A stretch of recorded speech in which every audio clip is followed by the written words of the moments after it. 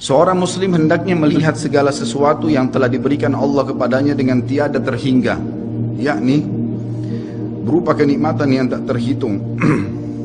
Terlindungnya dia pada saat menempel di dalam rahim ibunya ketika berupa nutfah atau air mani, menentukan perjalanan hidupnya hingga hari bertemu dengan Rabbnya Allah Azza wa Jal. Hendaknya ia bersyukur kepada Allah atas nikmat itu dengan lisannya, yakni memuji dan menyanjung Allah secara semestinya. Juga bersyukur kepada Allah dengan anggota badan dengan cara menggunakannya di dalam ketaatan kepada Allah Subhanahu wa taala.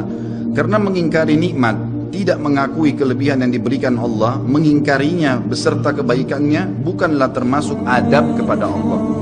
Sebagaimana Allah berfirman dalam surah An-Nahl ayat 53, A'udzubillahi minasyaitonirrajim. Wa ma bikum min ni'matin faminallah.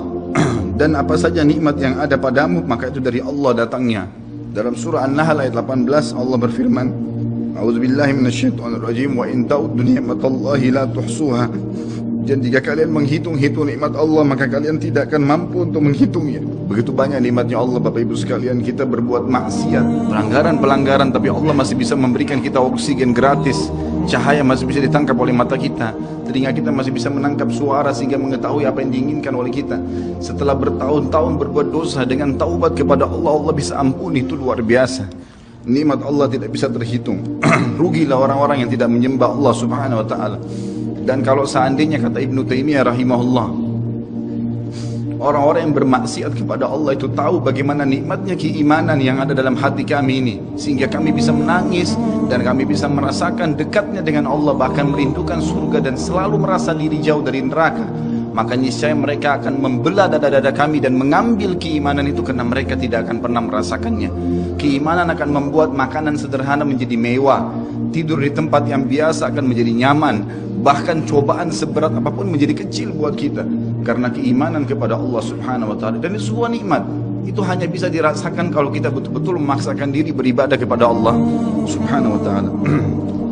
Dua orang anak muda Ansar, saya setiap kenang kisah ini selalu nangis, tidak bisa tahan karena luar biasa.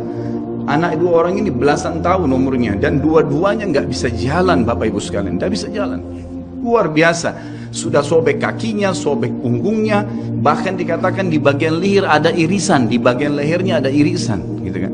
Kesakitan. Dua-dua ini diturunkan dari kuda, ditidurkan, adik kakak nih.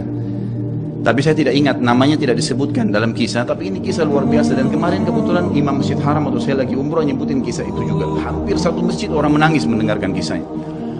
Dia mengatakan, waktu sampai ke telinga adik kakak ini umurnya belasan tahun ya, di bawah 20 tahun. Kalau Nabi SAW memanggil seluruh yang hadir di Uhud untuk kembali berperang. Ini mereka nggak bisa jalan nih. Si kakak bilang sama adiknya, kita nggak bisa tinggal di sini nih. Rasulullah SAW sudah memanggil kita untuk menjawab panggilan Allah. Kata adiknya, bagaimana caranya kita merangkak? Bagaimana caranya kita ke sana? Nggak ada yang bisa nopang. Ini berdua lagi sakit. Mereka cuma tinggal sama ibunya. Lalu berkata si kakak, sekali saya seret kamu, sekali kamu seret saya. Mereka saling seret satu sama yang lain Bapak Ibu sekalian sampai di hadapan masjid Nabi SAW. Lihat bagaimana iman mereka kepada Allah Subhanahu wa taala, luar biasa. Dan ini tidak bisa kecuali kalau dipaksakan. Kalau tidak dipaksakan nggak bisa. Semoga Allah Subhanahu wa taala jadikan kita orang yang selalu memaksakan diri untuk ibadah. Karena kalau tidak, kita nggak paksakan, kita akan mati dalam keadaan konyol dan menyesal karena tingkatan-tingkatan di surga akan hilang.